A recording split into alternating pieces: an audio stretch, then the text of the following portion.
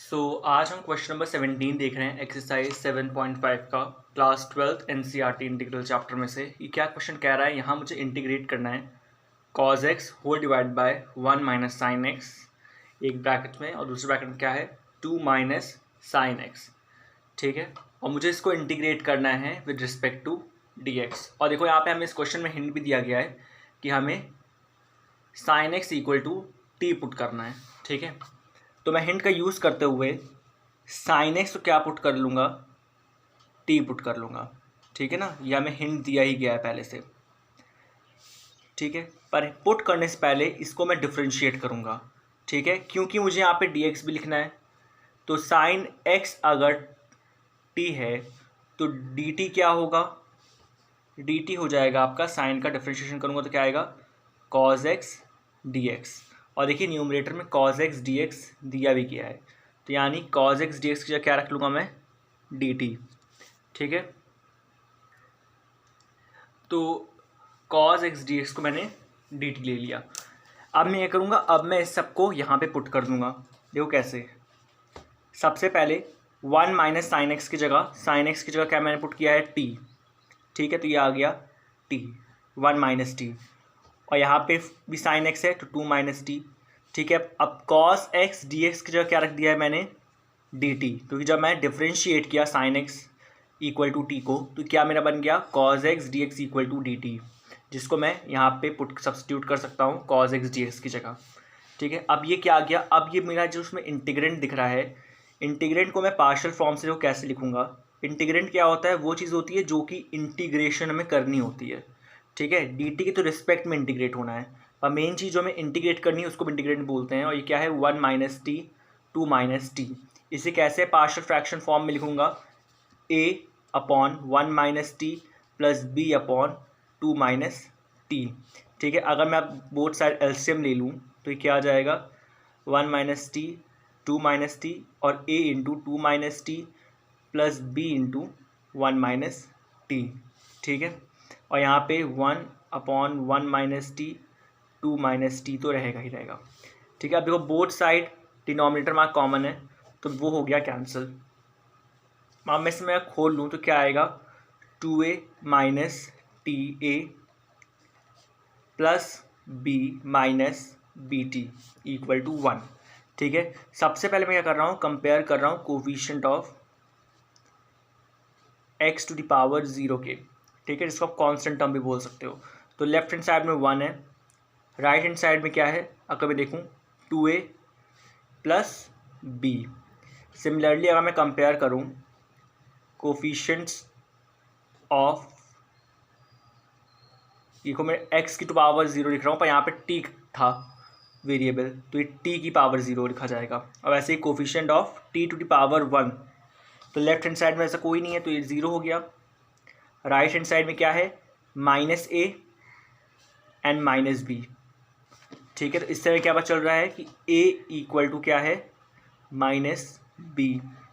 अब इसको अगर मैं यहाँ रख दूँ तो क्या आ जाएगा, देखो 1 इक्वल टू, अगर मैं a equal to minus b रख दूँ तो क्या आएगा माइनस 2b प्लस b। ठीक है, अब यहाँ पे क्या आ गया 1 equal to minus 2b plus b कितना हो जाएगा माइनस b, यानी b इक्वल टू माइनस 1। ठीक है, यहाँ पे मेरी b की वैल्यू आ गई। अब b इक्वल टू अगर माइनस 1 है और a equal to minus b है तो यानी a इक्वल टू क्या हो जाएगा, a इक्वल टू हो जाएगा आपका 1। ठीक है, देखो a इक्वल टू 1, b की वैल्यू जो आई है यहाँ पे इस यहाँ पे पुट कर दो तो यहाँ से आपको a की वैल्यू मिल जाएगी, क्योंकि a इक्वल टू क्या है माइनस ऑफ b। ठीक है, मैं रख के भी दिखा दे रहा हूँ, इनको समझ में ना आए। a इक्वल टू क्या है माइनस ऑफ b, और b की वैल्यू है क्या -1, तो माइनस ऑफ -1 क्या हो जाएगा +1। ठीक है, तो प्लस में आ गया। अब a की वैल्यू आ गई और b की वैल्यू आ गई। अब मैं इसको पार्शियल फ्रैक्शन फॉर्म में पुट करूँगा, उसको इंटीग्रेट कर दूंगा और मेरा आंसर निकल आएगा। देखो क्या है partial fraction form 1 upon 1 minus t d t. ठीक है, वैसे ही प्लस b की वैल्यू क्या है -1 upon 1 by 2 minus 2 d t. ठीक है, अब मैं इसको अगर इंटीग्रेट कर रहा हूँ, इसको इंटीग्रेट कर रहा हूँ तो इसका इंटीग्रेशन क्या आएगा इसका इंटीग्रेशन आएगा, अगर आप करके देखें 1 माइनस टी को अगर मैंने ले लिया u, तो बोथ साइड अगर मैं डिफ्रेंशिएट करूँ तो ये आया डी यू, ये आ गया माइनस डी टी। ठीक है, अब इसमें आप पुट करो तो क्या आएगा, देखो 1/u, डी टी की वैल्यू क्या है माइनस डी यू, तो यहाँ पे माइनस और ये आ गया डी यू। ठीक है, माइनस डी टी है, minus d T equal to d u है, तो माइनस इस साइड चला जाएगा तो क्या हो जाएगा, देखो d T equal to minus d u. ठीक है, अब मैं इसको इंटीग्रेट करूँ तो क्या आएगा, माइनस लॉग मॉड में u plus integration constant c1। अब u की वैल्यू डाल दो, क्या है u की वैल्यू 1 माइनस टी। ठीक है, 1 minus T plus integration constant c1। पहले का तो ये आ गया। अब बात करते हैं दूसरे इंटीग्रेशन का। ये पहले देखो मैंने इंटीग्रेशन किया है, ठीक है, इसको मैंने 1 माना है इस वाले को, और इसको मैंने मान लिया है सेकंड इंटीग्रेशन। ठीक है, इसको फर्स्ट इंटीग्रेशन मैंने माना है, जिसको मैंने सॉल्व कर दिया इस पूरे को फर्स्ट मान के, और इसको अब मैं सेकंड मान रहा हूँ। ठीक है, अब मैं सेकंड को देखो नेक्स्ट पेज में सॉल्व करता हूँ। पहले फर्स्ट को देख लो मैंने कैसे किया है, अब मैं सेकंड करने जा रहा हूँ। तो देखो हमारा सेकंड इंटीग्रेशन क्या दिया गया है, सेकंड इंटीग्रेशन में दिया गया है -1/2 माइनस टी डी टी। ठीक है, अब इसमें मैं क्या करूँगा, अब इसमें मैं करूँगा 2 माइनस टी को अगर मैं v लेट कर लूँ तो क्या आ जाएगा, देखो D V equal to minus of D T और D T equal to minus of D we.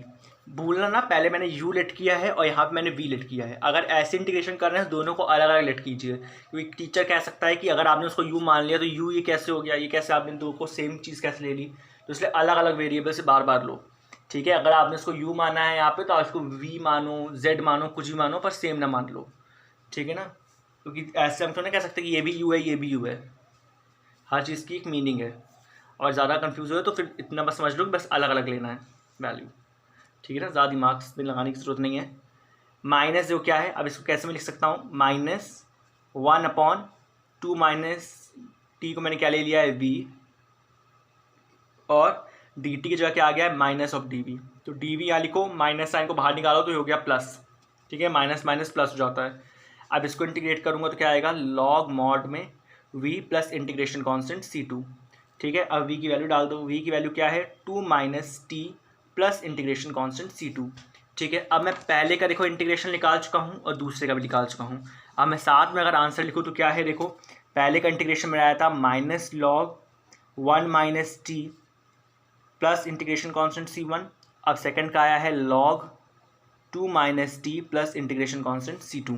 देखो दोनों को मैंने आंसर को प्लस कर दिया है, और अब देखो क्या है, इस लॉग की और इस लॉग की बेस सेम है, तो क्या होगा log 2 minus T 1 minus T. ये लॉग की प्रॉपर्टी से हो गया। मैं पहले बता चुका हूँ, अगर लॉग ए है, लॉग ए माइनस लॉग बी है, तो इसको मैं कैसे लिख सकता हूँ, इसको लिख सकता हूँ मैं लॉग ए अपॉन बी। ठीक है, इस तरीके से लिखा सकता है। सिमिलरली देखो ये लॉग ए मान लो, इसको लॉग बी मानो। क्यों लॉग बी मान रहा हूँ कि देखो लॉग बी के बाहर माइनस है और यहाँ पे भी माइनस है। ठीक है, तो ये ए अपॉन बी में आ गया है। और c1 c2 की जगह क्या मैंने पुट कर दिया, एक इंटीग्रेशन कांस्टेंट c, वेयर लिख भी दो यहाँ पे, वेयर c इक्वल टू क्या है c1 प्लस c2। ठीक है, अब अगर आपने आंसर यहाँ पे छोड़ दिया तब तो आंसर गलत हो गया। क्यों, क्योंकि t तो हमें हिंट दिया गया था कि हमने sin x को t माना था। ठीक है, अगर मैं आपको बैक लेके जाऊँ तो उसमें मैंने क्या देखो माना है, sin x को t माना है। देखो यहाँ पर मैंने sin x को t माना है, क्वेश्चन में हमारे कहीं t नहीं था, बस हमें sin x को t मान के मैंने इसको सिंपल कर लिया था, और फिर मैंने पार्शियल फ्रैक्शन में इसको लगा के सॉल्व किया। ठीक है, और जब मैं आंसर दूंगा तो मुझे sin x में ही आना चाहिए। ठीक है, तो अब मुझे t की वैल्यू वहाँ पुटअप करनी पड़ेगी। अगर आप डायरेक्ट जो t लिखा हुआ है बस आंसर में लिख दोगे तो वो गलत हो जाएगा, वो इनकम्प्लीट माना जाएगा। ठीक है, तो अब आपको t की वहाँ वैल्यू पुट करनी है जो आप t मान के चले थे। तो अब देखो मैं आंसर में t की वैल्यू पुट करता हूँ। तो देखो अब मैं आंसर में t की वैल्यू पुट करूँगा।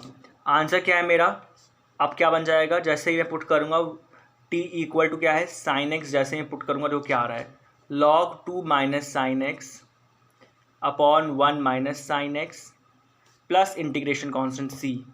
ठीक है, अब देखो मैं ऊपर लिख चुका हूँ तो अब मुझे हर बार लिखने की ज़रूरत नहीं है, where c equal to c1 plus c2। एक बार आपने कहीं हिंट डाल दिया है एक चीज़ को तो 10 बार लिखने की मैथ्स में ज़रूरत नहीं। ठीक है, वो अंडरस्टूड हो जाएगा। तो ये हो गया हमारा आंसर, मैं इसको मार्क कर दे रहा हूँ।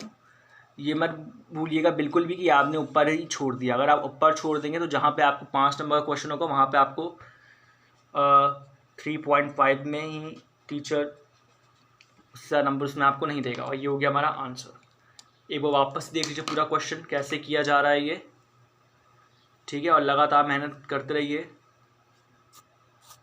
क्योंकि कोई सीख के नहीं आया है, सब ने सीखा है धीमे धीमे करके। तो आप भी धीमे धीमे करते रहो, थोड़ा टफ लग रहा है तब भी करते रहो, ठीक है ना। क्योंकि 3-4 बार करोगे भले ही जितना भी टफ क्वेश्चन हो वो अपने आप ही समझ में आने लगेगा, ठीक है ना। किसी को समझाने की ज़रूरत नहीं, बस एक बार कॉन्सेप्ट आप पकड़ लेंगे तो ऐसे हज़ारों क्वेश्चन कर डालेंगे। So thank you for watching it.